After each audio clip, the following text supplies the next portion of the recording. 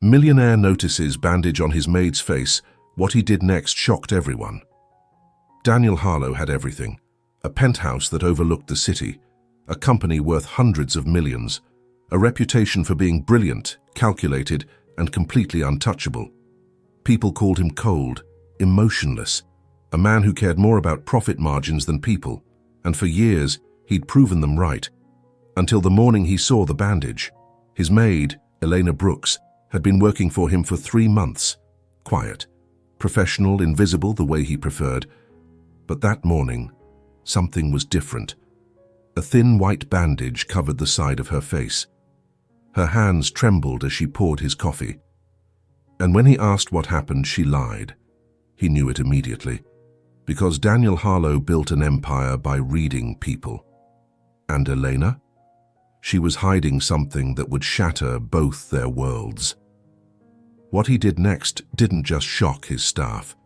It changed everything he thought he knew about power, protection, and what it really means to save someone. Before we dive in, do me a quick favor. Drop a comment and let me know where you're watching from and what time it is for you right now. And if you're new here, hit that subscribe button and turn on notifications. We share powerful stories of hope, transformation, and second chances every single week. Now, let's get into it. The alarm went off at 5:45 a.m., like it did every morning. Daniel Harlow's hand reached out from under Egyptian cotton sheets, silencing it with practiced precision. He didn't need an alarm, really. His body had been trained over years to wake at exactly this time, regardless of how late he'd worked the night before. He sat up, the floor-to-ceiling windows of his penthouse revealing a city still mostly asleep, streetlights blinking against the pre-dawn darkness.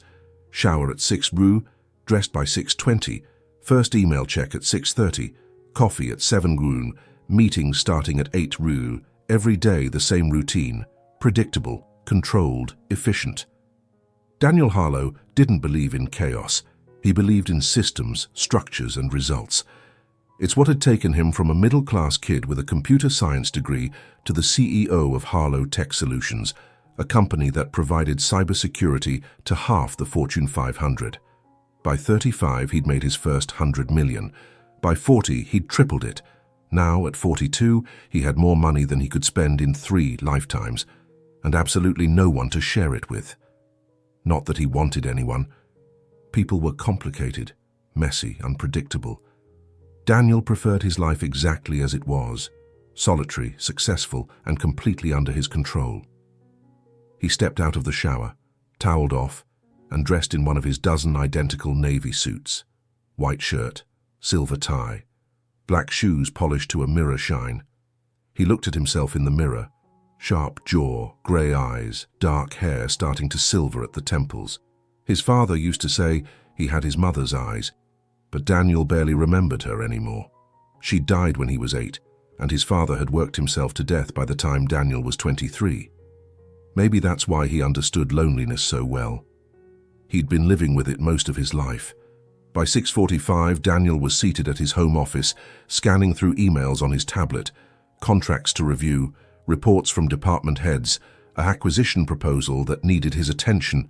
He made notes, fired off responses, delegated tasks. By the time 7 rolled around, he was ready for coffee. He walked to the kitchen, a massive space of white marble and stainless steel that looked like it belonged in a magazine spread. Because it did. Architectural Digest had featured his penthouse 2 years ago. Daniel had allowed it only because his PR team insisted it was good for the company image. He never cooked, barely used the kitchen except for coffee. That's what staff was for.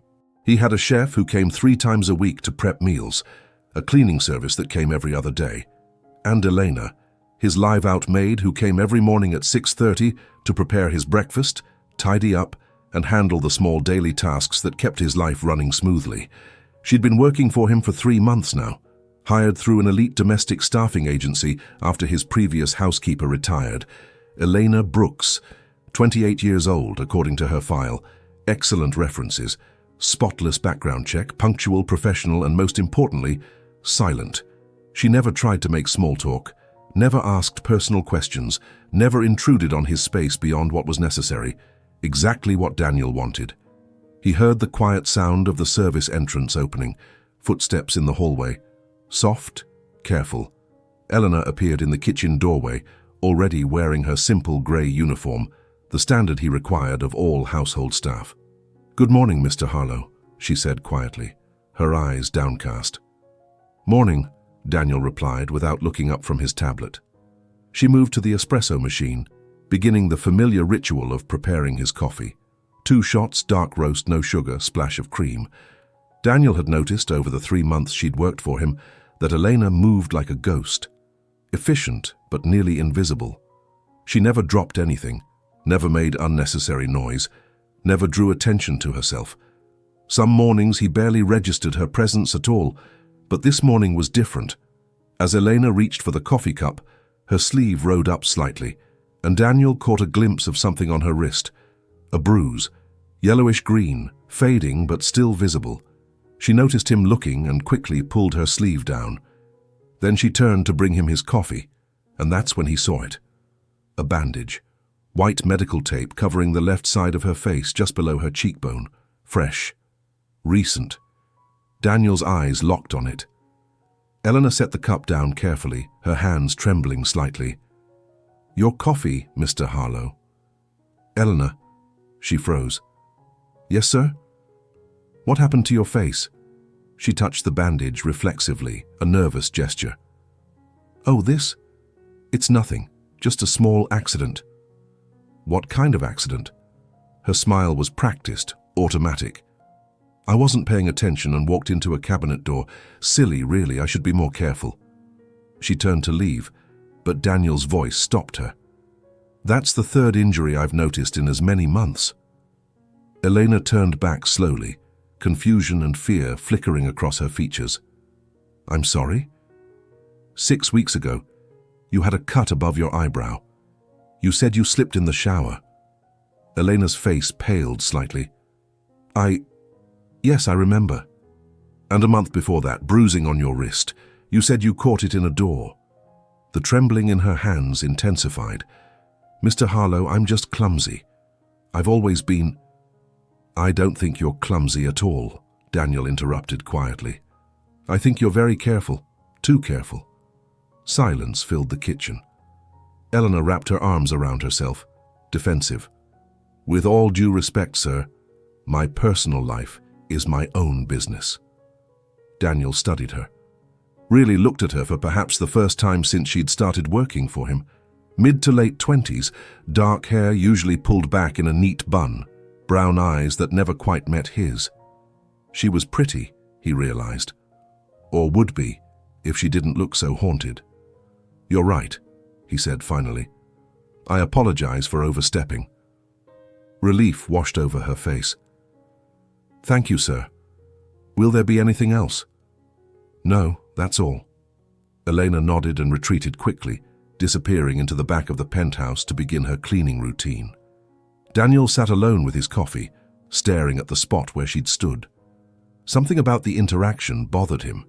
He'd built a career on reading people, on seeing through lies and misdirection, on knowing when someone was hiding something, and Elena Brooks was definitely hiding something. The question was, why did he care? He'd had staff come and go for years.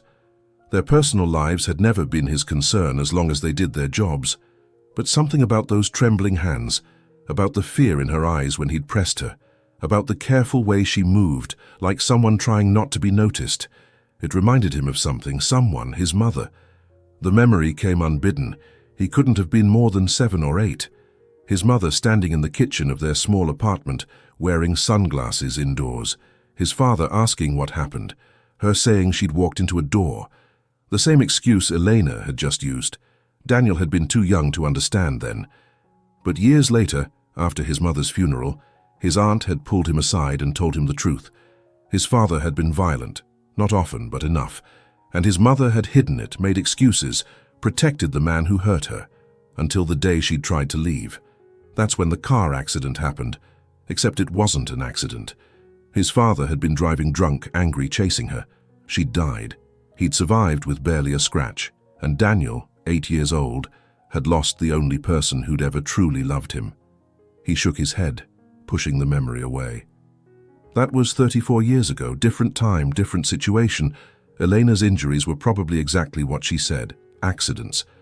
He was reading too much into it, projecting his own trauma onto a stranger. Daniel drained his coffee and stood. He had meetings to get to, a company to run, no time to play amateur therapist for his housekeeper.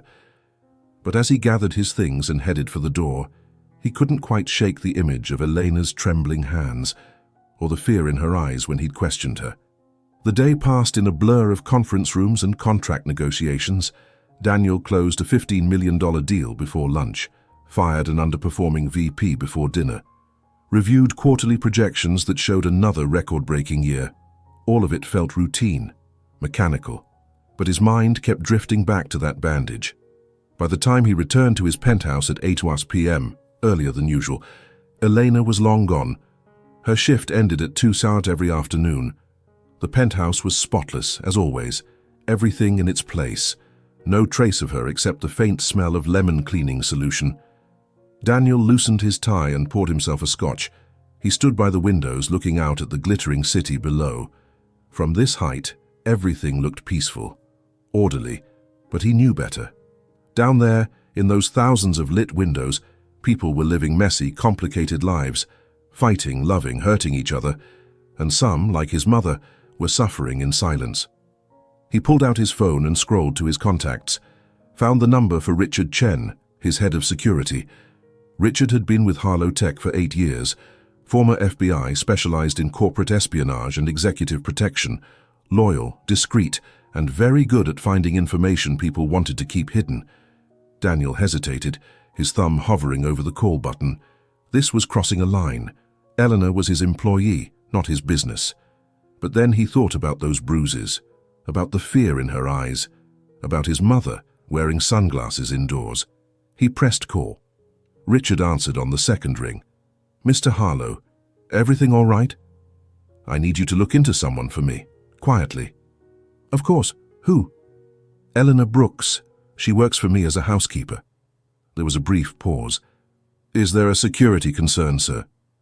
"I'm not sure yet. Just pull everything you can find. Background, employment history, current living situation, anything that seems unusual." "Understood. How soon do you need this?" "Tomorrow. I'll have it on your desk by noon." "Thank you, Richard. And Richard." "Yes, sir." "This stays between us. Always does, Mr. Harlow." Daniel ended the call and took a long sip of scotch. He told himself he was just being thorough, protecting his household, making sure there were no liabilities. But deep down he knew the truth. He was worried about her, about a woman he barely knew, a woman who'd served him coffee for 3 months without him ever really seeing her. And now that he had seen her, really seen her, he couldn't look away. The next morning, Daniel woke at the usual time. But instead of heading to his office after breakfast, he worked from home, waiting. When Elena arrived at 6:30, she seemed surprised to find him still there. "Mr. Harlow, I didn't realize you'd be home this morning." "Needed to catch up on some work," he said, not entirely a lie. She nodded and went about her routine. But Daniel watched how she moved carefully, protecting her left side, watched how she flinched when he raised his voice during a phone call with a vendor, watched how she constantly glanced toward the door like she was planning an escape route. At 11:45, his phone buzzed, a message from Richard. "Report ready. Sending to your secure email now." Daniel opened his laptop. The file appeared, 12 pages of meticulously gathered information. He started reading, and with each line his jaw tightened. Elena Marie Brooks, born April 14th, 28 years old. Parents, David and Linda Brooks, both deceased, car accident, June 2015. Education, Bachelor's in Fine Arts, Metropolitan University, graduated with honors. Employment history, various part-time positions, art gallery assistant, waitress, retail, currently employed by Elite Domestic Services Agency. So far, nothing unusual. Then he got to the next section. Current residence, 447 Brookside Apartments, Unit 3B. Rent, $200 a month. Lease under her name only. Police reports filed from this address in the last 18 months, 14. Daniel's blood ran cold. Noise complaints, 7. Domestic disturbance calls, 12. Restraining order filed against Marcus David Webb, age 32, former boyfriend. Order granted, March 15th. Violations of restraining order, 9 documented instances. Charges filed, 3 counts assault, 2 counts stalking, 1 count breaking and entering. Convictions, 0. Daniel scrolled faster, his heart pounding. Marcus Webb background, trust fund recipient. Father, Robert Webb, senior partner at Webb Associates law firm. Estimated family net worth, $60 million. Previous assault allegations, 4, from 3 different women, all charges dropped or settled out of court. The file included photos. Marcus Webb, tall, handsome in a practiced way, expensive suit, confident smile, the kind of man who'd learned early that money could make problems disappear, and Elena, police photos from the restraining order filing, bruised face, split lip, black eye. Daniel's hands clenched into fists. The final section detailed the most recent police call. Date: 3 days ago. Responding officers found Elena Brooks with facial lacerations. She declined medical transport. Stated injuries resulted from falling. No charges filed. 3 days ago. The same day the bandage appeared on her face. Daniel closed the laptop, his mind racing. Everything made sense now. The fear, the flinching, the long sleeves in summer, the careful, quiet way she moved through the world, trying not to be noticed. She wasn't clumsy. She was being hurt. Systematically. By a man who knew the system well enough to avoid consequences. Daniel stood, paced to the window, his reflection staring back at him. He'd spent his entire career dismantling corporate predators, men who abused power, manipulated systems, hurt people, and walked away clean. He knew exactly what Marcus Webb was, and he knew exactly what Elena was living through. The question was, what was he going to do about it? She wasn't his responsibility, wasn't his family, wasn't even really his employee. She worked for the agency, not directly for him. He could do nothing, pretend he'd never seen the file, let her handle her own problems. But then he thought about his mother, about how no one had helped her, how everyone had looked the other way, how she died alone and afraid because the people who could have intervened chose not to get involved. Daniel had been 8 years old and powerless, but he wasn't 8 anymore, and he wasn't powerless. He pulled out his phone and called Richard again. "I need a full security detail," Daniel said without preamble. "Discreet surveillance on Elena Brooks, 24 hours. I want to know everywhere she goes, everyone she interacts with, and especially if Marcus Webb comes anywhere near her." "Understood. When do you want this to start?" "Immediately." "Consider it done." Daniel ended the call and checked the time. 1:47 p.m. Elena would be leaving in 13 minutes. He walked to the kitchen where she was finishing the last of her duties, wiping down the already spotless counters. "Elena." She startled slightly, then turned. "Yes, Mr. Harlow?" He studied her face, the bandage still there, her eyes tired, dark circles beneath them. "I wanted to ask you something." Wariness crept into her expression. "Of course. Are you safe?" The question hung in the air between them. Eleanor's face went carefully blank. "I don't understand what you mean, sir." "I think you do." She set down the cloth she'd been using, her hands gripping the edge of the counter. "Mr. Harlow, I appreciate your concern, but I assure you I'm fine." "Are you?" "Yes." "Then why do you look terrified right now?" Her breath caught. For a moment, she looked like she might break, might tell him the truth. But then her walls went back up, higher than before. "I need this job," she said quietly. "Please don't let my personal issues interfere. I promise they won't affect my work." "That's not what I'm worried about." "Then what are you worried about?" Daniel took a careful step closer. I'm worried that someone is hurting you, and that you're too afraid to ask for help. Tears welled in Elena's eyes, but she blinked them back furiously. Even if that were true, what would you do? Call the police? I've done that. File reports? I've done that too. Get a restraining order? Already have one. Her voice cracked. The system doesn't work for people like me, Mr. Harlow. It works for people like him. People with money and lawyers and connections. Then we find another way. There is no other way. She grabbed her bag, slinging it over her shoulder. I'm sorry. I need to go. Elena, wait. But she was already heading for the door, moving fast. Daniel followed her into the hallway. At least let me arrange a car for you. Let my driver take you home. She stopped, turning back. Why? Why do you suddenly care? The question was raw, honest. Daniel met her eyes.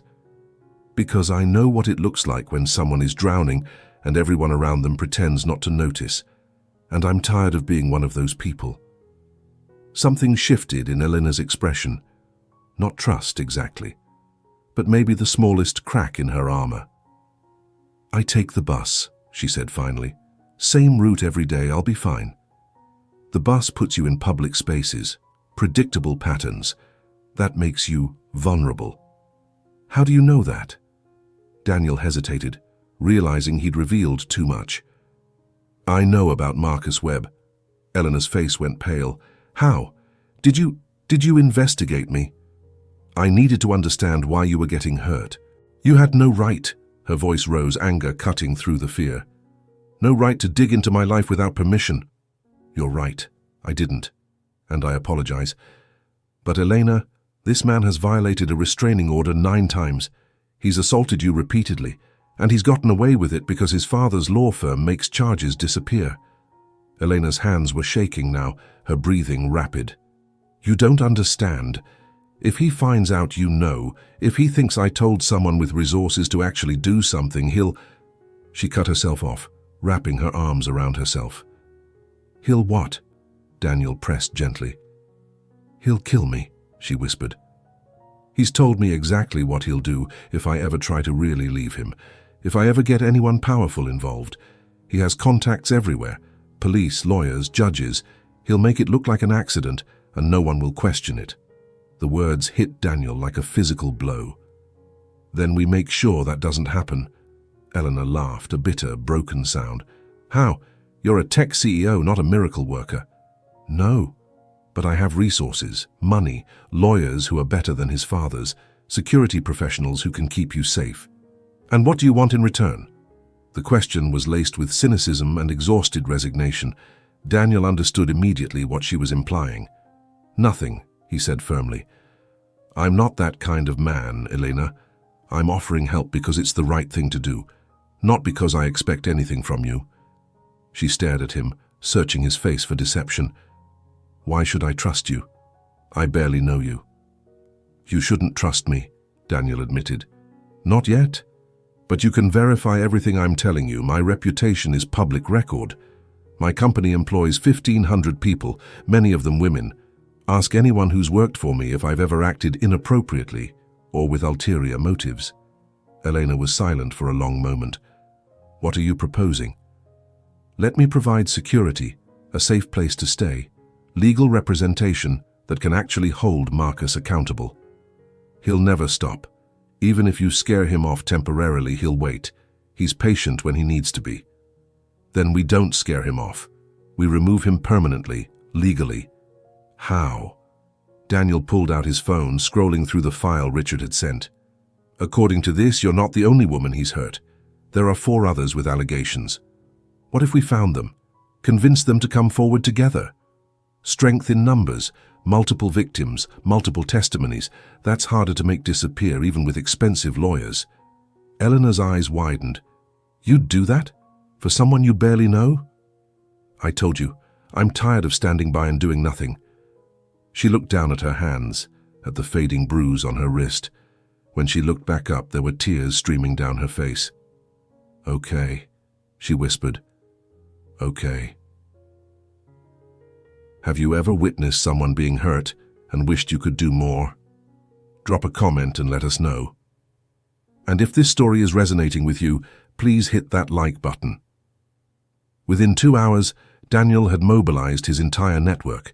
Richard assembled a 4-person security team, 2 for active protection, 2 for surveillance. Daniel's personal attorney, Catherine Reynolds, one of the best family law and domestic violence specialists in the state, was on a conference call within 30 minutes. And Daniel's real estate agent was locating secure temporary housing options. Elena sat in Daniel's home office, overwhelmed by the sudden flurry of activity happening around her. "This is too much," she said for the 10th time. "I can't afford any of this." "You're not paying for it," Daniel replied, not looking up from his laptop where he was reviewing security protocols. "But I can't just accept—" "Elena." He finally looked at her. "How much do you make working for the agency?" She hesitated. $18 an hour, about 30 hours a week. "So roughly $27,000 a year." She nodded.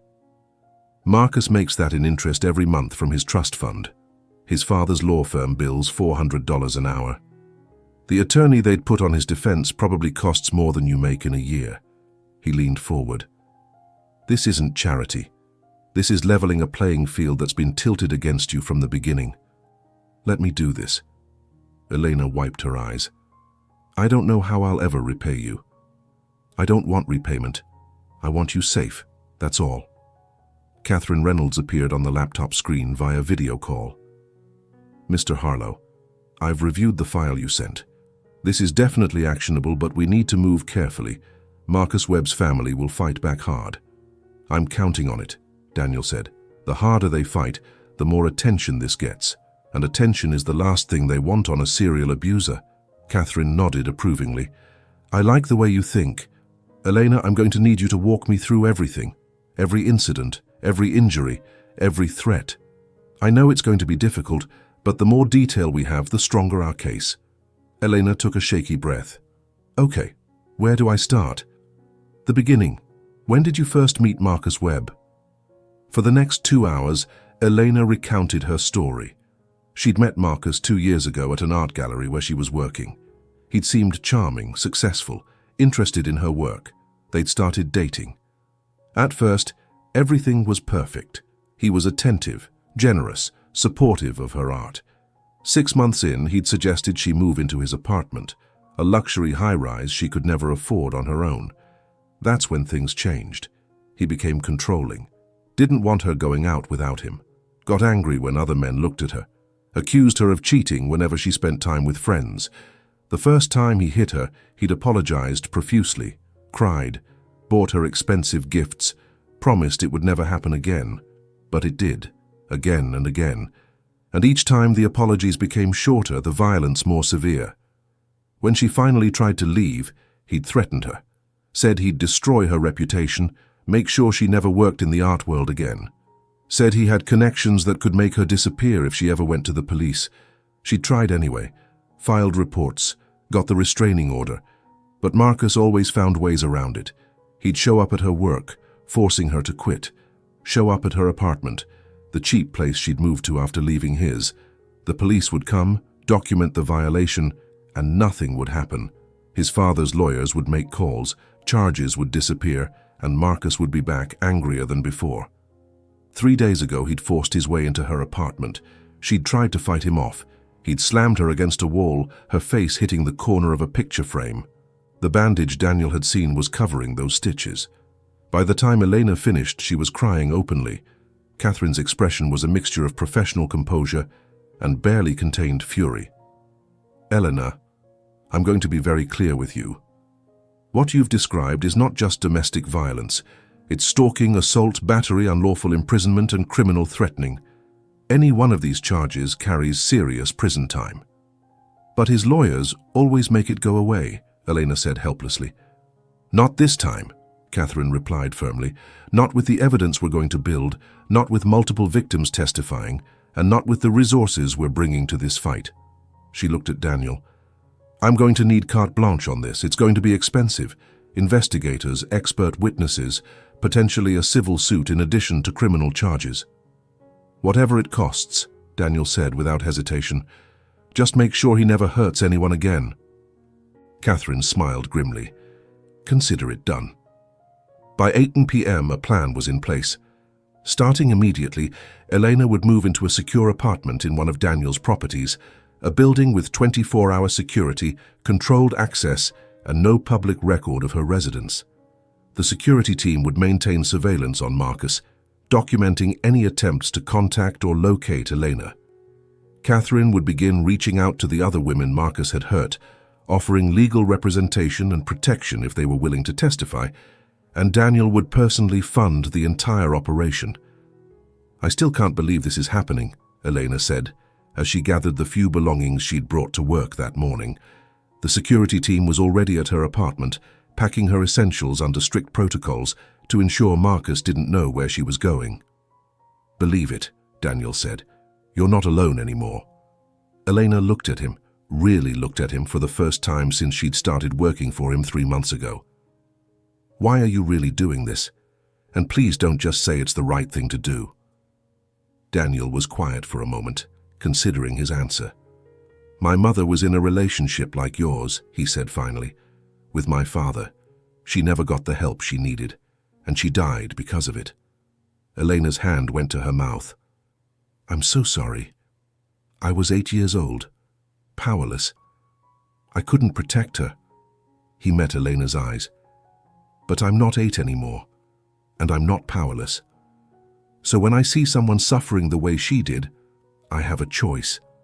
I can look away like everyone else did, or I can use every resource I have to make sure the story ends differently this time." Elena's eyes filled with fresh tears. "Thank you," she whispered. "Thank you for seeing me, for caring, for doing something. Thank you for trusting me enough to let me help." That night, Elena moved into her new apartment. It was small but beautiful, modern, clean, safe. The security team showed her the protocols, panic buttons in every room, cameras covering all entrances, a direct line to the security office, and a promise that someone was watching, always. For the first time in 2 years, Elena locked her door and didn't feel afraid. She walked through the apartment, touching the walls, the furniture, the windows that overlooked a quiet street. Then she sat on the bed and cried, not from fear or pain, but from relief, from hope, from the overwhelming realization that maybe, just maybe, she was going to survive this. Meanwhile, across the city, Daniel sat in his penthouse, staring at a photograph Richard had included in the file. Eleanor's police photo from the restraining order filing. Her face bruised and broken, her eyes empty. He set the photo down and made a silent promise. Marcus Webb would answer for what he'd done, not just to Eleanor, to all of them. And Daniel Harlow would make sure of it. The next morning, Daniel woke earlier than usual. Not because of his alarm, but because his mind wouldn't stop racing. He'd spent half the night reviewing Catherine's legal strategy, reading psychological profiles of abusers, and trying to understand the system that had failed Elena so completely. By 6 a.m., he was already on his 3rd cup of coffee when his phone buzzed. Richard Chen. "We have a problem." Daniel's jaw tightened. What kind of problem? Marcus Webb showed up at Elena's old apartment at 5:47 this morning, pounded on the door for 20 minutes. When he realized she wasn't there, he kicked it in. "Tell me the team got it on video. Every second, high definition. Audio too." He was screaming threats loud enough to wake half the building. "Good. Send everything to Catherine immediately. That's another restraining order violation, plus breaking and entering, plus criminal threatening. Already done, but there's more." Daniel waited. After he left her apartment, he went to Elite Domestic Services, the agency Elena works for, demanded to know where she was assigned. The office manager refused to give out that information. Daniel's blood ran cold. "He knows she works for me." "Not yet. The manager didn't break. But he's persistent. It's only a matter of time before he figures it out. Then we need to move faster. What's our surveillance showing?" He's spiraling. Made 6 calls to his father's law firm in the last hour. Went to 3 different locations where Elena used to work. He's looking for her everywhere. "Keep eyes on him. I want to know everywhere he goes, everyone he talks to." "Understood." Daniel ended the call and immediately dialed Catherine. She answered on the first ring, sounding wide awake despite the early hour. I saw Richard's footage. This is exactly what we needed. How soon can we move? I've already drafted an emergency motion for a more restrictive order, no contact whatsoever, GPS monitoring, the works. I'm filing it this morning. But Daniel, you need to understand something. What? Once we escalate this, Marcus is going to realize someone with serious resources is protecting Elena. That's going to enrage him. Men like him don't respond well to losing control. Are you saying we shouldn't push? No. I'm saying we need to be prepared for him to push back. Hard. Let him. The more he acts out, the more evidence we collect. Agreed. But in the meantime, Elena needs to stay completely out of sight. No going to her old apartment. No contact with former co-workers. Nothing that gives him a trail to follow. She's secure. I'll make sure she stays that way. Good. I'll call you after the hearing. Daniel spent the next hour pacing his penthouse, trying to focus on work and failing completely. His CFO had sent 3 urgent emails about a board meeting. His head of development needed sign-off on a new product launch. His assistant had a list of 17 calls he needed to return. All of it felt meaningless compared to what was happening with Eleanor. At 8:30, his private elevator chimed.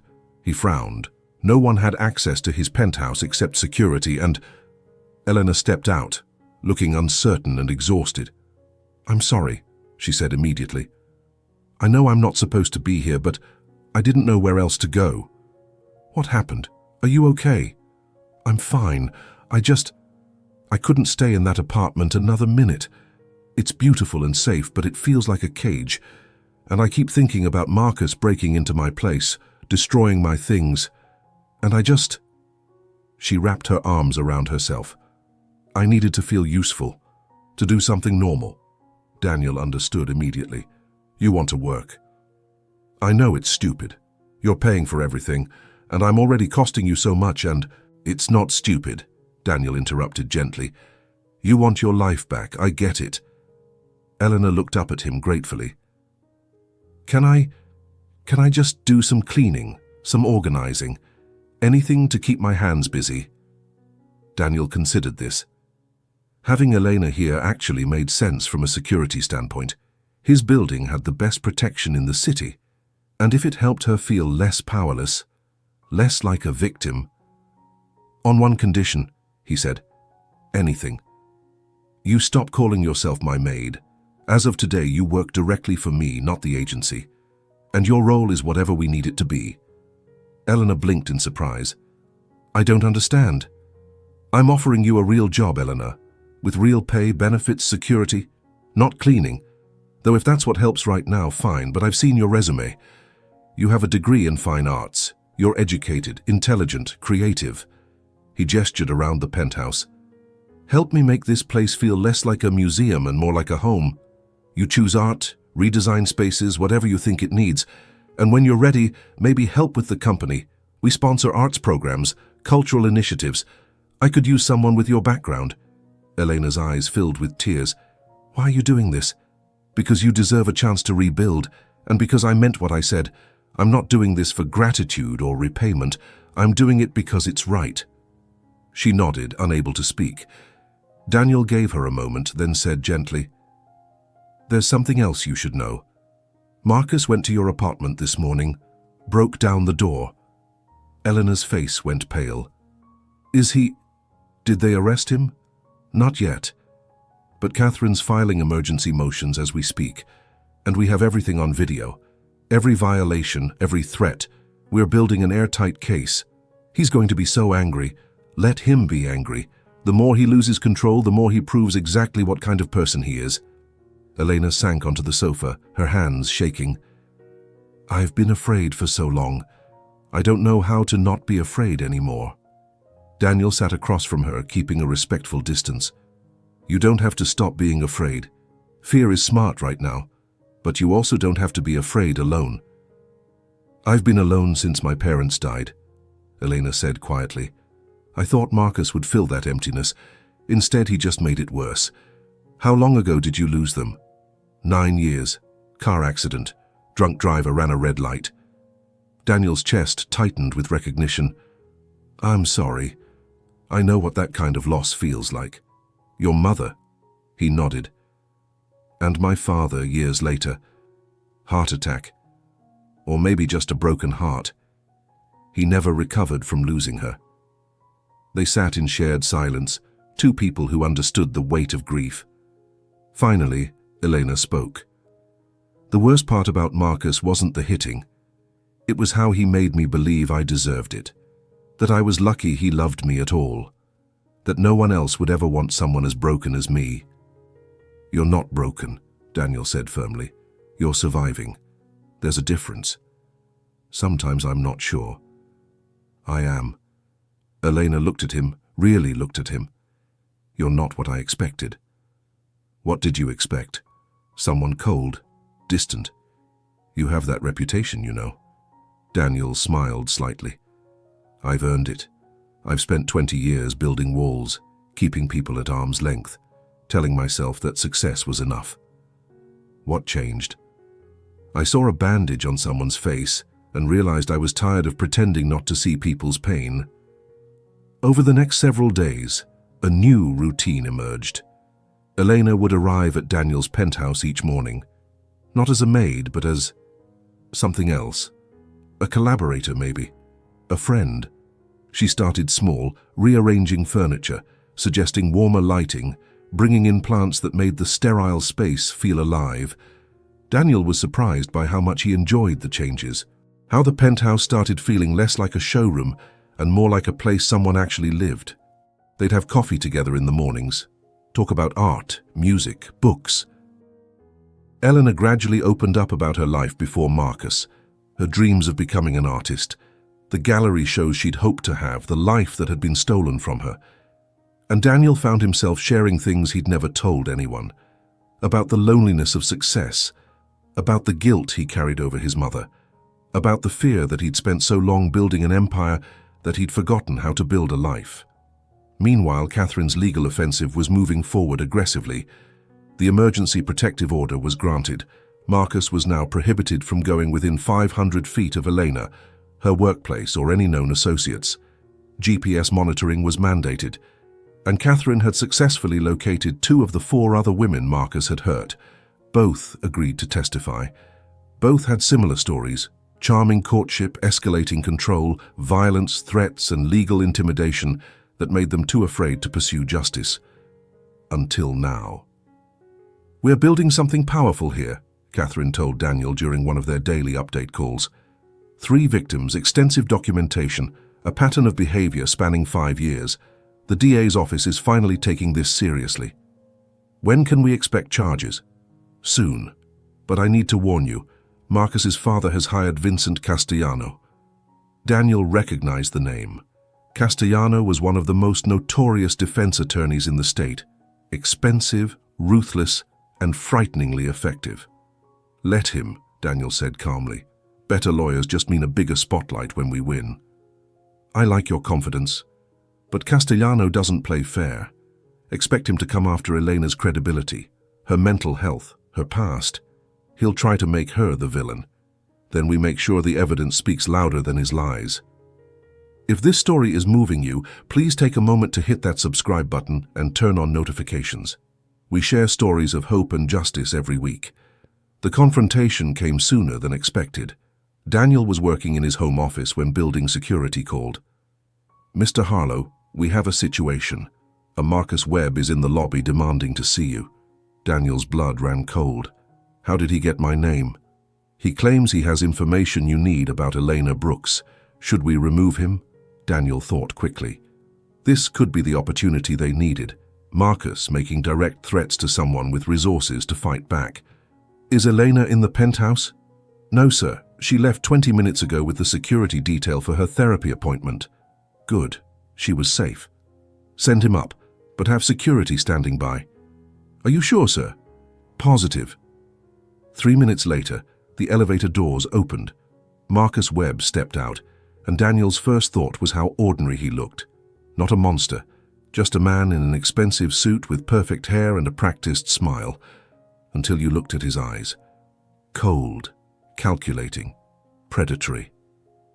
Mr. Harlow, Marcus said smoothly, extending his hand. "Thank you for seeing me." Daniel didn't take the offered hand. "You have 60 seconds before I have you removed for violating a protective order." Marcus's smile didn't waver. "I'm not here to violate anything. I'm here as a courtesy, to warn you." "Warn me about what?" "About the mistake you're making by involving yourself with Eleanor Brooks." Daniel leaned back against his desk, arms crossed. "I'm listening." "Eleanor is troubled," Marcus said carefully. "Unstable. She has a history of making false accusations when relationships end badly. I tried to help her, gave her everything, and she repaid me with lies." "Interesting theory. Except the hospital records, police photos, and witness statements tell a different story." Marcus's expression hardened slightly. "Those can be explained. She's self-destructive, hurts herself for attention." "And the restraining order violations? The breaking and entering this week? The recorded threats?" "Misunderstandings that my attorneys will easily clarify." Daniel smiled coldly. "Your 60 seconds are up." "I'm not finished." "Yes, you are." Marcus took a step closer, his mask finally slipping. "You don't know who you're dealing with. My family has connections you can't imagine. We've made bigger problems than you disappear." "Is that a threat?" "It's a fact. Whatever Elena's told you, whatever you think you know, it won't matter. My father's firm will destroy her credibility. We'll bury you in legal fees. And when this is over, Elena will have nothing. No job, no reputation, no one willing to help her." Daniel pushed off the desk, standing to his full height. "Your turn to listen. I've built a company worth $500 million. I employ 1,500 people. I have legal teams in 4 countries. And unlike you, I earned every dollar instead of inheriting it from Daddy." He stepped closer, his voice dropping to something dangerous. "You think your father's law firm scares me? I've faced down corporate raiders, hostile takeovers, and federal investigations. Your family's money is nothing compared to the resources I can bring to this fight." Marcus's jaw clenched. "You're making a mistake." "No, you made the mistake. You hurt someone I care about, and now you're going to face actual consequences for the first time in your privileged life." "I love her," Marcus said, and for a moment Daniel almost believed the emotion was real. "Everything I did was because I love her. She just doesn't understand." "Love doesn't leave bruises," Daniel interrupted sharply. "Love doesn't send someone to the hospital. Love doesn't make someone afraid to exist. You don't understand our relationship. I understand exactly what you are. A coward who uses violence to control people weaker than you. Who hides behind lawyers and family money instead of facing justice." Marcus's face flushed with rage. "She's mine. She'll always be mine. And whatever protection you think you can offer, it won't last forever.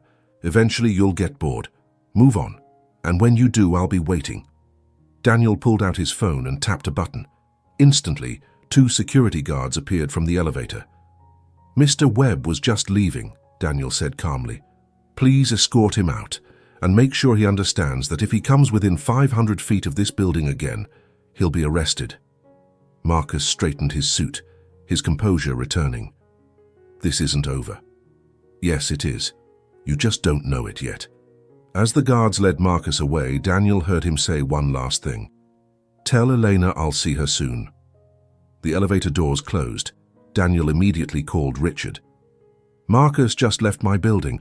I want every word of that conversation documented and sent to Catherine, and double the security on Elena. He's not backing down." "Understood. How did he seem?" "Desperate, which makes him more dangerous. We'll keep her safe." Daniel ended the call and stood at the window watching the city below. His hands were shaking slightly, not from fear, but from rage. Men like Marcus had been getting away with violence his entire life. But not this time. Not if Daniel had anything to say about it. When Elena returned later that evening, Daniel was still in his office. She knocked softly on the open door. "Hey, security said Marcus was here." Daniel looked up, concern immediate. "Are you okay?" "I'm asking you the same thing. What did he want?" "To intimidate me. It didn't work." Eleanor sank into the chair across from his desk. What did he say? Daniel considered lying, softening it. But Elena deserved the truth. He said I'd get bored eventually, that when I did he'd be waiting for you. Elena's face went pale, but she nodded like she'd expected this. He's right, you know. About what? Eventually this will become too much, too complicated, too expensive, and you'll realize I'm not worth all this trouble. Daniel came around the desk, kneeling in front of her chair so they were eye level. Look at me. She did, tears streaming down her face. You are worth every dollar, every hour, every resource I'm putting into this, not because I pity you, not because I'm trying to be a hero, but because you're a human being who deserves to live without fear. You barely know me. I know enough. I know you're strong, talented, kind, that you've survived something that would have broken most people, that you wake up every day and choose to keep going, even when it would be easier to give up. He took her hands gently. And I know that Marcus Webb is a coward who preys on people's vulnerabilities, who uses love as a weapon, who mistakes control for affection. He told me he loved me, Elena whispered. Even while he was hurting me, he'd say he loved me, and part of me believed him, believed that's what love looked like. That's not love, Daniel said firmly. Love is respect, trust, safety. It's wanting the best for someone even when it's inconvenient for you. What Marcus did, what he's still trying to do, that's ownership, possession, and it has nothing to do with love. Elena closed her eyes, more tears falling. I wasted 2 years of my life on him, 2 years I'll never get back. You didn't waste anything, you survived, and now you're rebuilding. That takes more strength than he'll ever have. She looked at him, really looked at him. Why are you so kind to me? Daniel sat back on his heels, considering the question. When I was 8 years old, I watched my mother shrink. Every day she became a little smaller, a little quieter, a little more invisible. My father didn't hit her often, but when he did, she'd make excuses, wear makeup to cover bruises, smile through the pain. His voice roughened, and everyone around us pretended not to notice. Neighbors, family, teachers, they all saw the signs but chose to look away, because getting involved was messy, uncomfortable, easier to pretend everything was fine. Daniel, she died believing she deserved it, believing no one cared enough to help, and I've carried that guilt my entire life, that I was too young, too powerless to save her. He met Elena's eyes. So when I see someone suffering the way she did, I have a choice. I can look away like everyone else, or I can use the power I've spent 30 years building to actually make a difference. Elena reached out, touching his face gently. You're not doing this just for me. You're doing it for her. Maybe.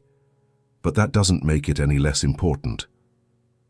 They stayed like that for a moment, the vulnerability between them raw and honest. Then Elena spoke softly. I'm scared of what happens next, of the trial, the testimony, facing Marcus in court, of what he'll do when he realizes he's really losing control. You won't face it alone. Promise? Promise.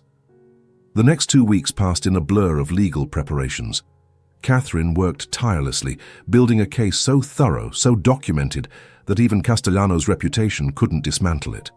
The other 2 victims, Jennifer and Sophia, were deposed. Their stories were heartbreakingly similar to Elena's.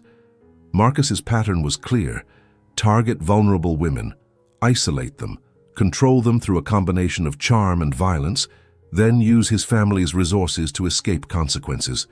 But this time the consequences were coming. If convicted on all counts, Marcus faced up to 15 years in prison.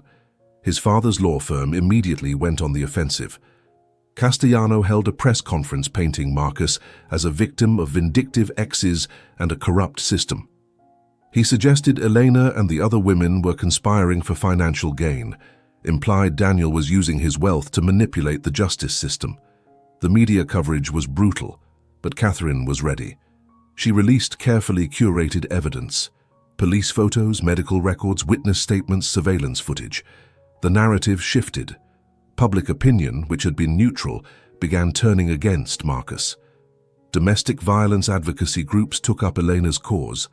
Other women started coming forward with their own stories about Marcus, not enough for criminal charges, but enough to establish a pattern that was impossible to ignore. And through it all, Elena stayed strong. She attended therapy 3 times a week, worked with Daniel during the days, slowly transforming his cold penthouse into a warm, lived-in space. Began painting again, something she hadn't done in 2 years. Her art was raw, painful, beautiful. Canvases filled with shattered glass and mended cracks, darkness breaking into light, cages with open doors. Daniel watched her create, fascinated by the way she turned trauma into something transcendent. "You're incredibly talented," he said one evening, standing in the spare room he'd converted into a studio for her. Eleanor looked up from a canvas she'd been working on, a woman made of broken mirrors, each piece reflecting a different version of herself. "It's therapeutic, putting the pain somewhere outside myself. Have you thought about showing these? A gallery exhibition?" She laughed bitterly. No gallery would show work by a woman who's been all over the news as a domestic violence victim. It's not exactly marketable. "I disagree. I think people need to see this, need to understand what survival looks like." Eleanor set down her brush. "You really believe that?" "I know it. In fact, I have a proposal. I'm almost afraid to ask." Daniel smiled. Harlow Tech sponsors several cultural initiatives. One of them is the Metropolitan Gallery downtown. They have a space for emerging artists. "I'd like to sponsor your first solo exhibition." Elena's eyes widened. "Daniel, I can't let you do that. You've already done so much." "I'm not offering charity. I'm offering you a platform. What you do with it is up to you." She stared at him, overwhelmed. "I don't know what to say." "Say yes." Eleanor looked at her paintings, all the pain and fear and survival rendered in color and texture. "Yes," she whispered. "Yes." The preliminary hearing was scheduled for a Tuesday morning. Elena wore a simple navy dress, her hair pulled back, minimal makeup.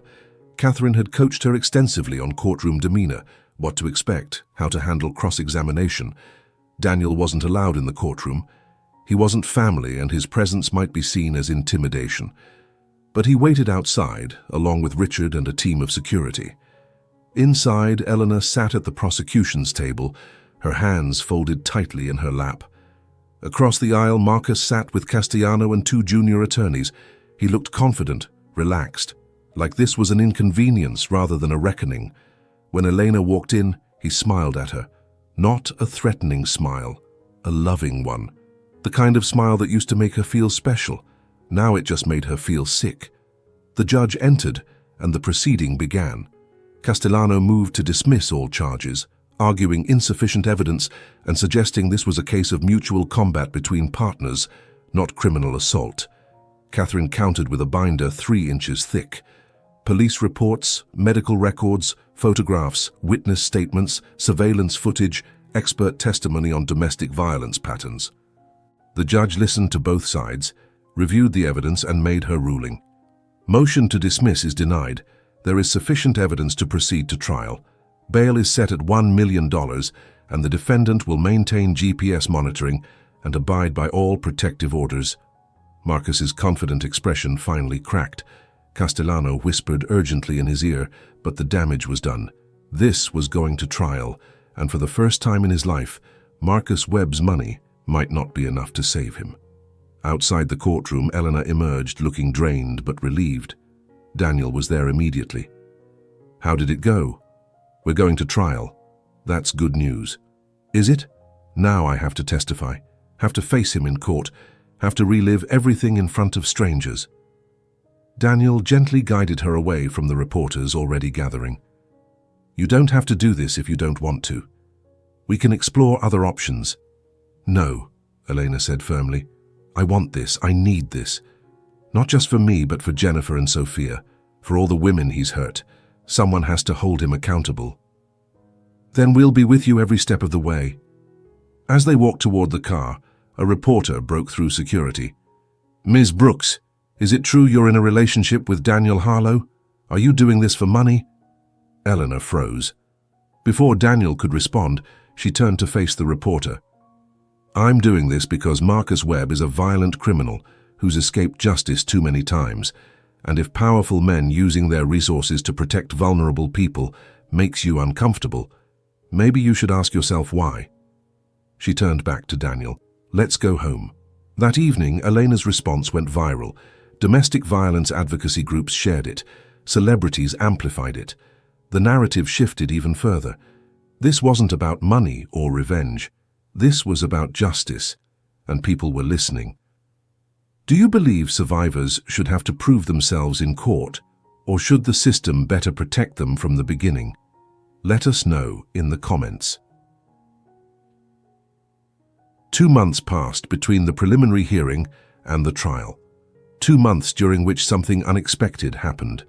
Daniel and Elena, thrown together by circumstance, began to genuinely care for each other, not as rescuer and victim, but as two people who understood loss, loneliness, and the courage it takes to rebuild.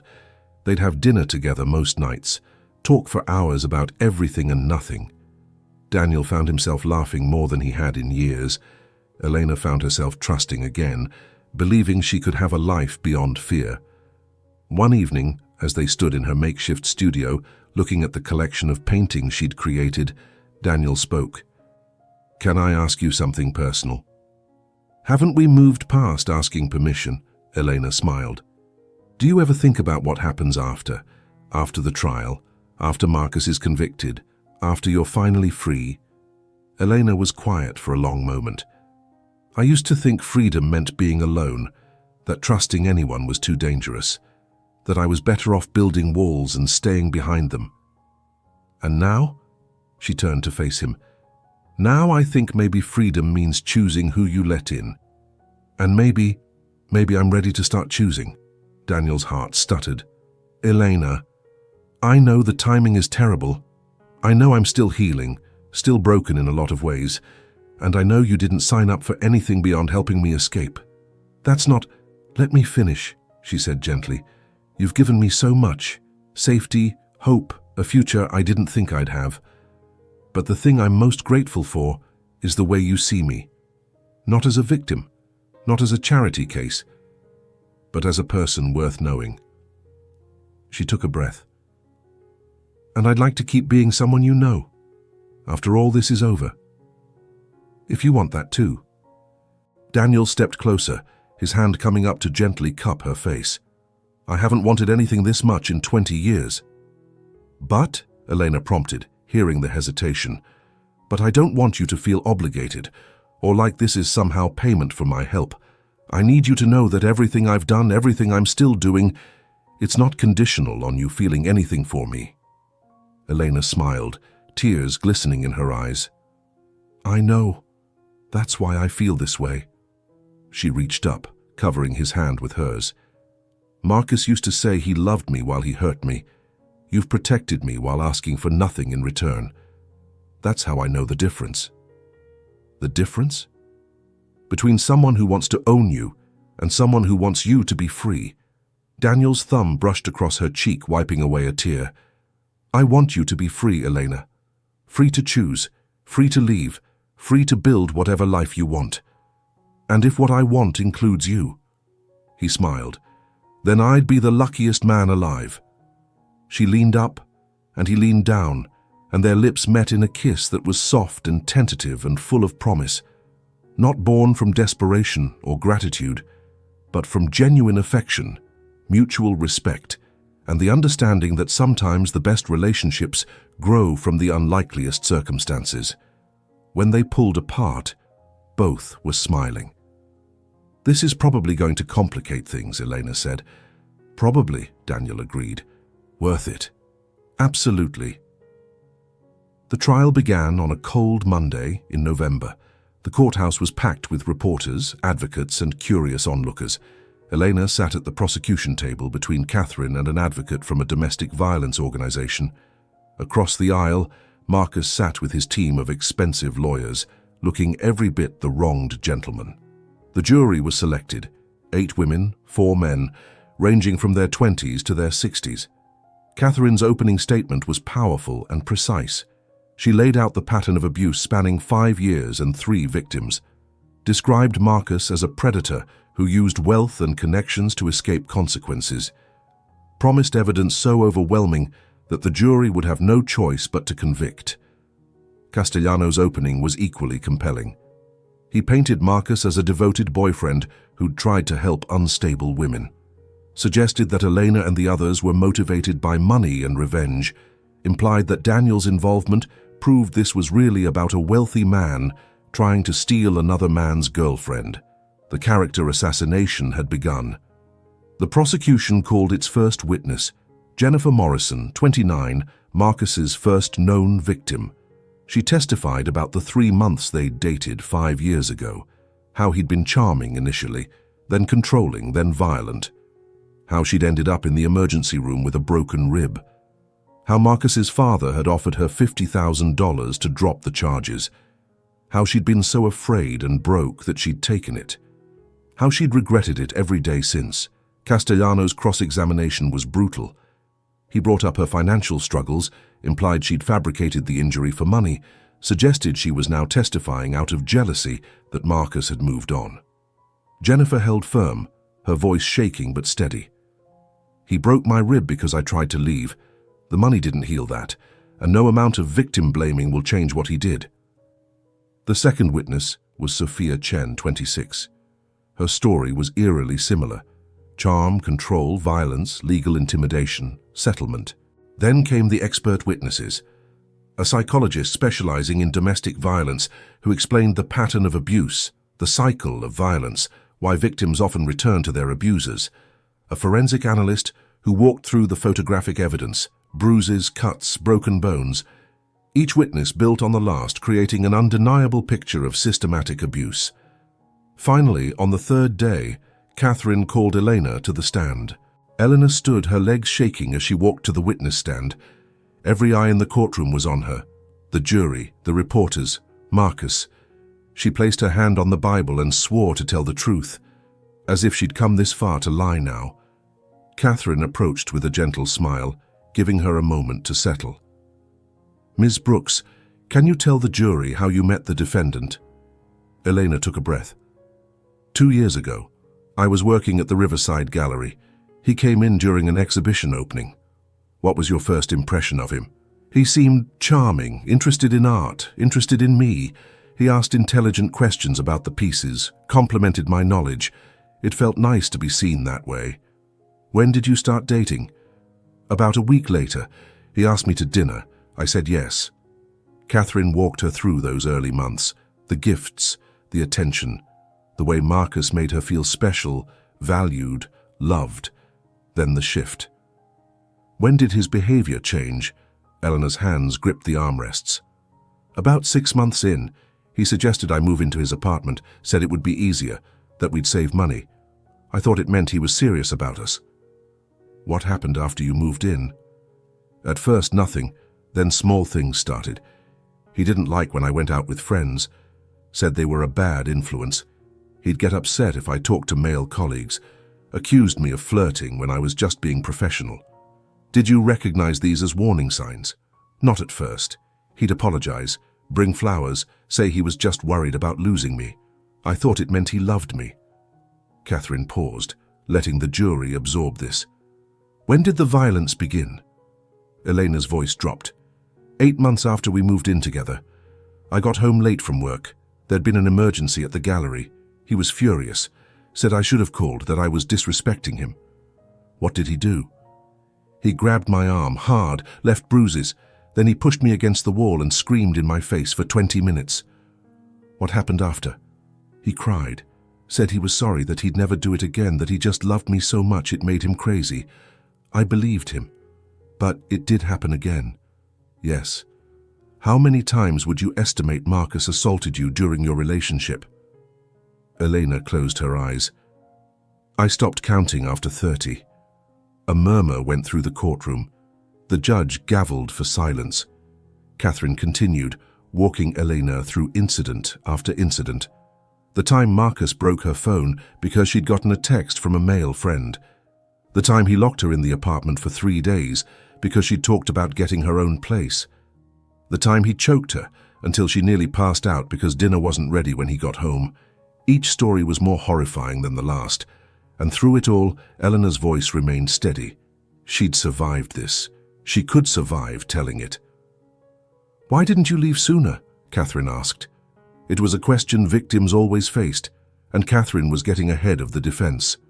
"I tried, multiple times, but Marcus would threaten me, said he'd destroy my reputation, make sure I never worked in the art world again, said he had connections in the police department that no one would believe me. Did you believe those threats?" "Yes. Because whenever I did try to report him, nothing happened. Officers would come, see his expensive apartment, his charming smile, his lawyer father's business card, and they'd tell me it looked like a mutual argument, that maybe we both just needed to calm down." "When did you finally manage to leave?" 10 months ago. I waited until he was out of town for work. Took only what I could carry, got my own apartment across town." "How did Marcus react?" "He was furious. Started showing up at my work, my apartment, places I'd go.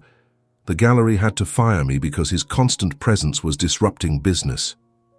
"Is that when you got the restraining order?" "Yes. But it didn't stop him. He'd find ways around it.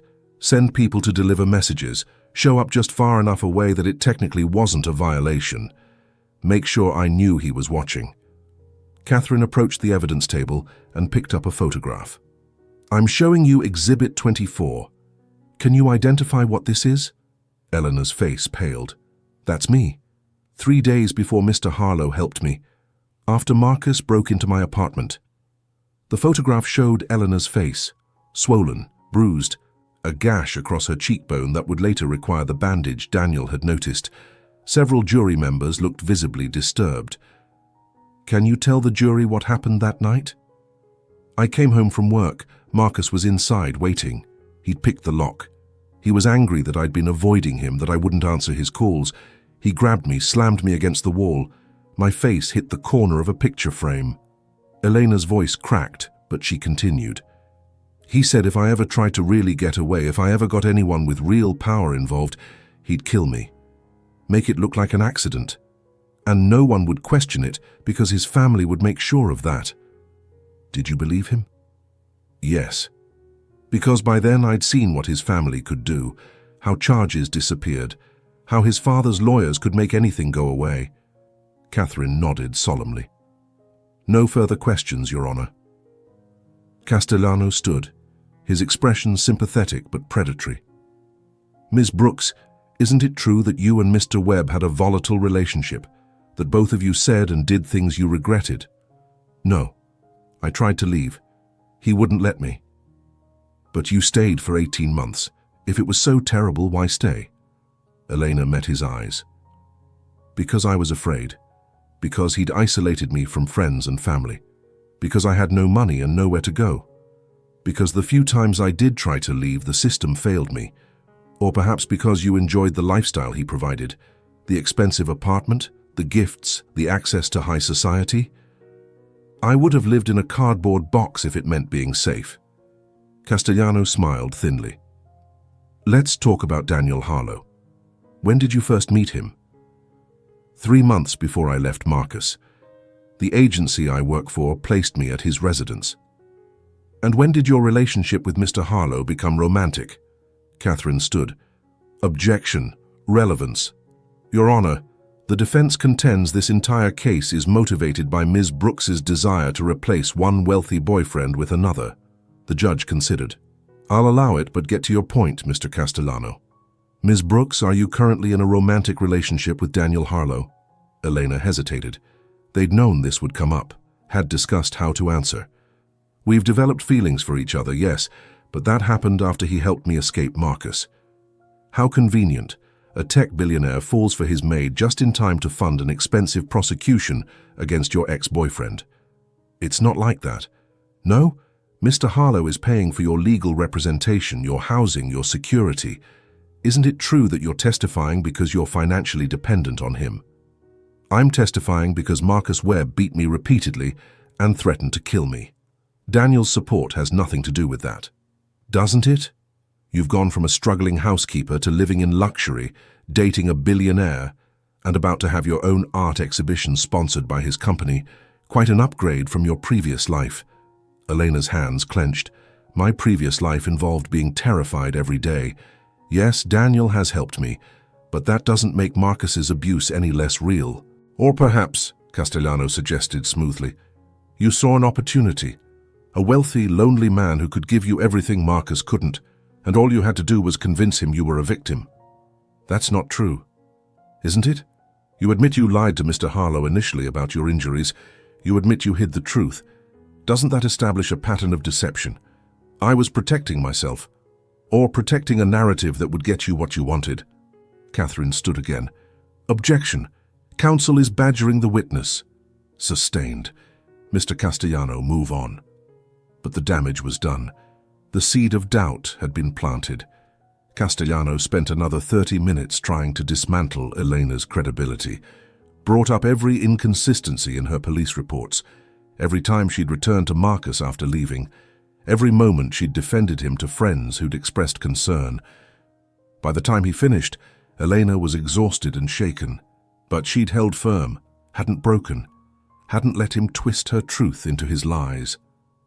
As she stepped down from the stand, her eyes found Daniel in the gallery. He'd been allowed in for her testimony. His expression was proud, supportive, furious at what Castellano had put her through. She gave him a small nod. I'm okay. We're okay. The prosecution rested its case. Now it was the defense's turn. Castellano called character witnesses who testified that Marcus was a generous philanthropist, a devoted son.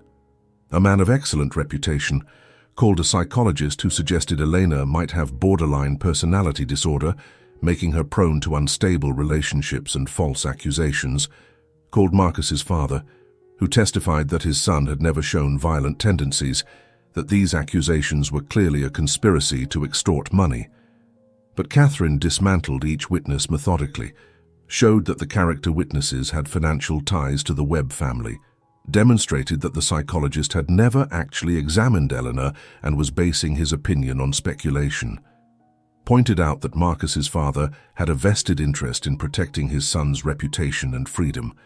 Finally, Castellano made a calculated risk. He called Marcus to the stand.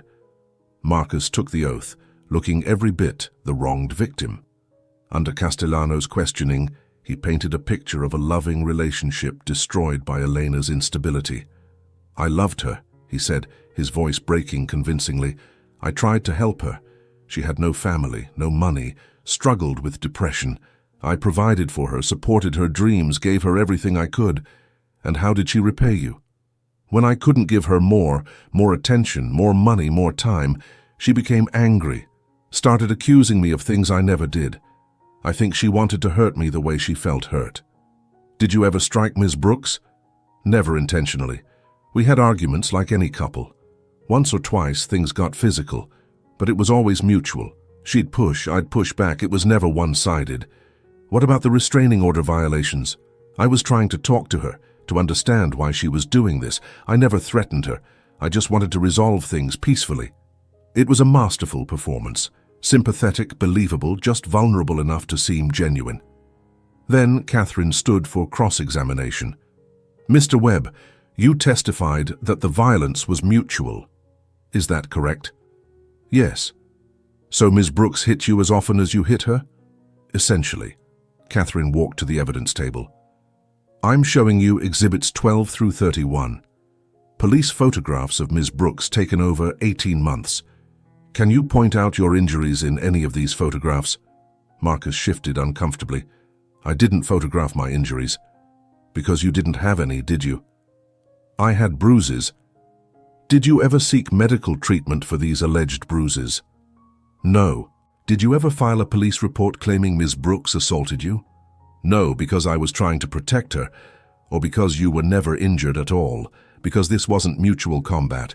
It was you systematically abusing someone smaller and weaker than yourself. That's not true. Catherine picked up another document. You testified you never intentionally struck Ms. Brooks. But in a text message from April 17th, admitted as Exhibit 42, you wrote, and I quote, "You made me so angry I had to hit you. Next time don't push me that far." Is that your text? Marcus's jaw tightened. It was taken out of context. Yes or no? Did you send that text? Yes, but... And in a voicemail from June 3rd, you told Ms. Brooks, "If you ever try to leave me again, I'll make sure you regret it." Did you leave that message? I was upset. Did you leave it? Yes. Catherine approached the witness stand, her voice hardening. Mr. Webb, you violated the restraining order 9 times. You broke into Ms. Brooks's apartment 3 days before this trial began. You've threatened her repeatedly. Do you deny any of that? I was trying to reconcile. You broke into her home at 2 a.m. and assaulted her. That's not reconciliation, that's stalking and assault. I love her. The outburst echoed through the courtroom. Marcus realized his mistake immediately, but it was too late. Catherine had cracked his composure. Love doesn't terrorize, Mr. Webb. Love doesn't injure. Love doesn't threaten to kill. I never said that. Didn't you? According to Ms. Brooks's testimony, you explicitly told her you'd kill her and make it look like an accident if she got anyone powerful involved. Do you deny saying that? Marcus's face flushed with rage. She's a liar. She's lying about everything because some rich man is paying her to... Answer the question. Did you threaten to kill her? No. But his body language betrayed him. Clenched fists, trembling hands, the vein pulsing in his forehead. Catherine let the jury see it. See the anger he could barely control in a courtroom full of people. Imagine what he was capable of behind closed doors. No further questions. Closing arguments were passionate on both sides. Castellano painted Marcus as a victim of a vindictive woman and a wealthy man's crusade. Catherine painted him as a predator who'd finally met someone he couldn't intimidate into silence. The jury deliberated for 6 hours. When they returned, Elena sat at the prosecution table, Daniel directly behind her in the gallery, his hand resting supportively on her shoulder. Has the jury reached a verdict? We have, Your Honor. On the charge of assault in the 1st degree, how do you find? Guilty. Elena's breath caught. On the charge of stalking, how do you find? Guilty. 1 by 1, guilty verdict after guilty verdict. On every count. When the foreman finished, Marcus sat in stunned silence. His father's face was ashen. Castellano was already preparing appeals arguments, but Elena felt something she hadn't felt in 2 years. Relief, vindication, freedom. If this story has moved you, please subscribe and share it. Survivors everywhere need to know that justice is possible, that they're not alone, that their voices matter. Sentencing came 3 weeks later. The judge, a woman in her 60s with sharp eyes and no tolerance for abusers, didn't mince words. Mr. Webb, you've shown no remorse for your actions. You've used your privilege and resources to avoid consequences for years. You've hurt multiple women and destroyed their sense of safety and self-worth. She looked directly at him. This court will not allow that to continue. On all counts combined, I sentence you to 12 years in state prison, followed by 5 years supervised probation. You are prohibited from contacting any of your victims for life. If you violate this order upon your release, you will serve the maximum penalty. The gavel fell. Marcus was led away in handcuffs, finally stripped of the power he'd wielded for so long. As Elena walked out of the courthouse, reporters swarmed, but this time she didn't hide. She stood at the microphone with Catherine beside her. To every survivor watching this, you are not alone. Your story matters. Your pain is real. And there are people who will fight for you if you find the courage to ask for help. Her voice strengthened. I was lucky I found someone who cared enough to help, but not everyone has that. So we need to change the system. Make it easier for survivors to be believed, harder for abusers to escape consequences. Create a world where no one has to be as afraid as I was. She looked directly into the camera. If you're in danger, reach out. Tell someone. Keep telling people until someone listens. Because you deserve to be safe, you deserve to be free, and you deserve a life without fear. The press conference went viral. Within days, Elena became a symbol for domestic violence survivors everywhere. Her story sparked conversations, policy discussions, demands for legal reform. 3 months after the trial, Elena stood in the Metropolitan Gallery, surrounded by her paintings. The exhibition was called Fracture and Repair, 40 pieces documenting her journey from captivity to freedom. Each canvas told a story of pain, yes, but also of resilience, of breaking and healing, of finding strength in the broken places. The gallery was packed: art critics, collectors, survivors, advocates, people who'd followed her story and wanted to see how she'd transformed trauma into beauty.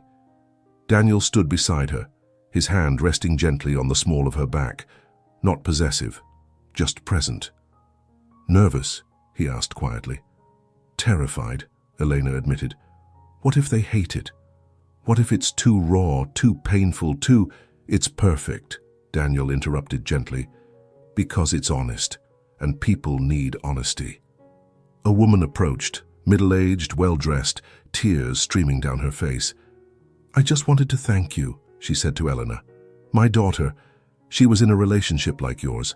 She didn't make it out." Elena's heart clenched. "I'm so sorry." "Seeing your work, seeing your strength, it helps. It reminds me that she fought, that she wasn't weak for staying, and that maybe, if she'd had the support you found, she'd still be here." The woman took Elena's hands. "Thank you for surviving, for speaking up, for making sure other mothers don't lose their daughters the way I lost mine." After she walked away, Elena had to excuse herself. She stepped into a quiet corner, tears streaming down her face. Daniel followed, pulling her into his arms. "I can't save everyone," she whispered against his chest. "I can't bring back the ones who didn't make it. No, but you can honor them by living, by creating, by showing the world what survival looks like." Elena pulled back, looking up at him. "How did I get so lucky, to find you in the middle of all that darkness?" Daniel smiled, brushing a tear from her cheek. "I think we found each other. I was just as lost as you were, just in a different way. And now? Now I know what it means to live instead of just exist." By the end of the night, 12 of Elena's paintings had sold. Several to collectors who wanted to support her work. 3 to organizations that worked with domestic violence survivors. And one, the largest piece, a woman made of shattered glass being pieced back together by gentle hands, to Daniel. "You're supposed to be an impartial sponsor," Elena teased as the gallery director marked it as sold. "I'm allowed to appreciate art," Daniel replied. "Besides, I want to wake up every morning and see a reminder of the strongest person I've ever met." Elena laughed, the sound genuine and free. "You're impossible. And you love me anyway." The words hung in the air. Neither of them had said it explicitly before, had danced around it, implied it, shown it in 1,000 small ways. But this was the first time either had spoken it out loud. Elena's breath caught. "Yeah," she said softly. "I do." Daniel's smile was brilliant. "Good, because I love you too." He pulled a small box from his jacket pocket. Elena's eyes widened. "Daniel, before you panic, this isn't what you think." "Well, not exactly." He opened the box to reveal a delicate silver bracelet with a single charm, a small bird in flight. "I wanted to give you something to mark this moment. Not who we are to each other, but who you are to yourself, free, healed, choosing your own path." He took the bracelet out and fastened it around her wrist. "When you're ready, whether that's 6 months or 6 years from now, I'll ask you the bigger question. But for now, I just want you to know that I see you, all of you, the broken parts and the healed parts, and I love every single piece." Elena stared at the bracelet, tears streaming down her face. "It's perfect," she whispered. "You're perfect." "I'm really not," Daniel said with a laugh. "I'm workaholic, emotionally stunted, and I have the decorating sense of a hospital administrator." "Had," Elena corrected. "Past tense. You've gotten much better. Because you taught me what a home should feel like." They stood together in the middle of the gallery, surrounded by art and people and possibility. And for the first time in longer than either could remember, the future felt bright. 6 months later, Eleanor received a letter. It was forwarded through Catherine's office. No return address, careful security protocols. She opened it cautiously. Dear Ms. Brooks, my name is Rebecca Torres. I saw your story on the news. I watched your testimony. I read about your art exhibition. And I realized I'm living the life you escaped. My boyfriend is like Marcus. Charming one minute, violent the next. Controls where I go, who I see, what I wear. I've tried to leave 3 times. Each time he finds me, convinces me to come back, promises it'll be different. It never is. I don't have money for lawyers, don't have connections to powerful people, don't have anywhere safe to go. But your story gave me hope that maybe, somehow, there's a way out. I don't know what I'm asking for, maybe just for someone to believe me, to tell me I'm not crazy for being afraid. Thank you for surviving, for speaking up, for showing people like me that we don't have to live like this. Maybe someday I'll be brave enough to leave too. Rebecca. Elena read the letter 3 times, her heart breaking. Then she called Catherine. I need you to find someone for me. Who? Rebecca Torres. She's in an abusive relationship. She needs help. Elena, we can't take on every case. Then I'll pay for it myself. From the exhibition sales, I have money now, use it. Catherine was quiet for a moment. You know you can't save everyone, right? No, but I can save someone, and that matters. All right, send me everything you have. I'll find her. 2 weeks later, Rebecca Torres was in a safe house. Her abuser was under investigation, and Elena had added another painting to her collection, a woman reaching down to pull another woman up from darkness. She titled it, Paying It Forward. 1 year after Marcus's conviction, Daniel took Elena back to the rooftop restaurant where he'd first started to truly see her. Not the one where they'd had their blind date. That was a different story. This was the place where, months into knowing each other, he'd asked her to dinner, not as an employer or protector, but as someone who wanted to know her heart. They sat at the same table, city lights glittering below. Do you remember the first time we came here? Daniel asked. Of course. You were so nervous you knocked over a wine glass. Daniel laughed. I'd faced down Fortune 500 CEOs without blinking, but asking you on an actual date terrified me. Why? Because for the first time in 20 years, I cared about the answer. Elena smiled, reaching across the table to take his hand. Best yes I ever said. Daniel stood, still holding her hand. Then I'm hoping you'll say it again. He knelt beside the table, pulling out a ring box. Eleanor's free hand flew to her mouth. Eleanor Brooks, you walked into my life when I'd forgotten how to live. You showed me that strength isn't about power or money. It's about getting up every time life knocks you down. You taught me that vulnerability isn't weakness, and that love is the bravest thing we can choose. He opened the box, revealing a simple, elegant diamond ring. I don't want to own you, or control you, or change you. I just want to stand beside you, support your dreams, and spend the rest of my life proving that love can be safe and kind and real. Tears streamed down Elena's face. Will you marry me? She didn't hesitate.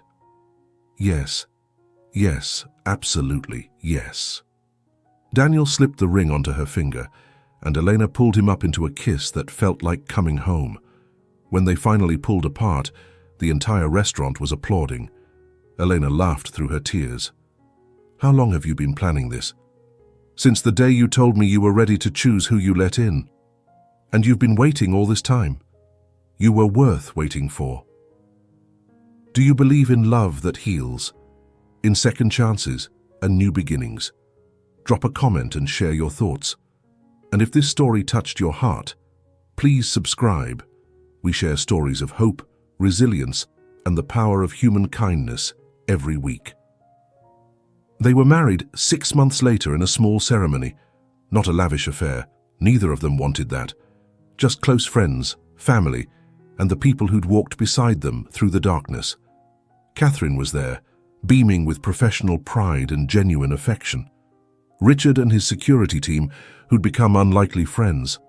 Jennifer and Sophia, the other survivors who'd found their own paths to healing, and Rebecca Torres, who'd escaped her abuser and was now volunteering at a domestic violence shelter.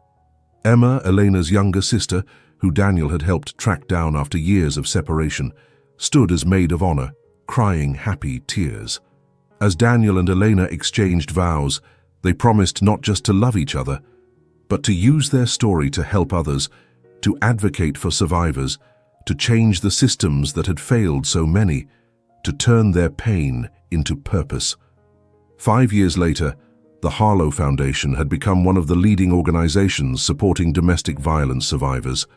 They funded safe houses, legal representation, therapy, job training, and emergency assistance. They'd helped over 3,000 women escape abusive relationships, helped secure convictions against 127 abusers, changed legislation in 4 states. Elena ran the arts therapy program, using creative expression to help survivors process trauma. Daniel provided the resources and business expertise to scale their impact. Together, they built something that mattered, something that lasted, something that transformed their own pain into hope for countless others. On the 5th anniversary of the day Daniel first noticed the bandage on Elena's face, they stood in their home, no longer the cold penthouse, but a warm townhouse filled with art and light and life. Their daughter, 3-year-old Hope, played with blocks in the corner, named not just for what they'd found, but for what they wanted to give the world. "Do you ever think about how different things could have been?" Elena asked, curled up against Daniel on the sofa. "Every day," Daniel admitted. "If I hadn't looked closely that morning, if I'd ignored what I saw, if I'd convinced myself it wasn't my business, we might never have found each other. Or you might have found another way out. You're stronger than you give yourself credit for." Elena smiled. "Maybe. But I'm glad I didn't have to do it alone." She looked at the bracelet still on her wrist, the bird in flight, then at her wedding ring, then at their daughter, who would grow up knowing that love meant safety, respect, and choice. "We did good, didn't we?" Elena said softly. "We did," Daniel agreed. "And we're not done yet." Because every week more letters came, more Rebeccas reaching out, more women who'd seen Elena's story and found courage they didn't know they had, and every time Elena and Daniel showed up, with resources, support, protection, and the message that had saved them both. You are not alone. Your pain is real, and there is a way out. Years later, when Hope was old enough to understand, Eleanor told her the story, not to scare her, but to teach her. "Daddy saw me when I was invisible," Eleanor explained, "and instead of looking away, he chose to help. That's what good people do. They see suffering and they act." "Were you scared, Mommy?" "So scared. But I found courage because someone believed me. And that made all the difference." Hope thought about this. "When I grow up, I want to help people too." Eleanor smiled, pulling her daughter close. "Then Daddy and I will teach you how." Daniel stood in the doorway, watching his wife and daughter together. This life, messy, beautiful, meaningful, was nothing like the one he'd planned. He'd thought success meant building a company, accumulating wealth, achieving power. But real success was this: coming home to people who loved you, using your resources to lift others up, building a legacy that mattered beyond profit margins and stock prices. He thought about his mother, who never got her second chance, about 8-year-old Daniel, powerless to save her, and about the man he'd become, still imperfect, still learning, but finally using his power for something that truly mattered. Elena looked up and met his eyes, smiled that smile that still took his breath away, mouthed the words, "I love you." He mouthed them back, then joined his family on the floor, building towers with hope and laughing when they fell. Because they'd learned the most important lesson: beautiful things can be built from broken pieces. Love can grow from the darkest circumstances, and sometimes the person you save ends up saving you right back. If this story moved you, changed you, or gave you hope, please share it. Subscribe for more stories that matter. And remember, kindness changes lives. Your compassion could save someone. Thank you for watching. Thank you for caring. Thank you for being part of the solution. Until next time, choose courage, choose compassion, and never stop believing that people are worth saving.